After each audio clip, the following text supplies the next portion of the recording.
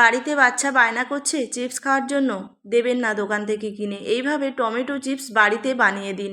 তবে এটা কিন্তু ভীষণ হেলদি আর স্বাস্থ্যের পক্ষে খুবই ভালো। দোকান থেকে চিপস যে আমরা কিনে খাই ওটা কিন্তু ভালোই না স্বাস্থ্যের পক্ষে। বাচ্চার পেটে ব্যথা হতে পারে, শরীর খারাপ হতে পারে।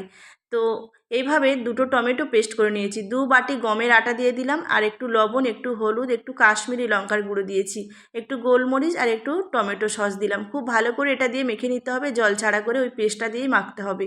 মাখা হয়ে গেছে শক্ত, 10 মিনিট ঢাকা দিয়ে রেখে দিতে হবে। তারপর দুটো লেচি কেটে খুব ভালো করে পাতলা করে বেলে নিতে হবে। বেলা হয়ে গেলে কাঁটা চামচ দিয়ে ফুটো ফুটো করে নিতে হবে, তাহলে চিপসগুলো আর ফুলবে না, একদম খাস্তা মুচমুচে হয়ে যাবে। তো এইভাবে কেটে নিলাম 3 কোনা শেপ করে।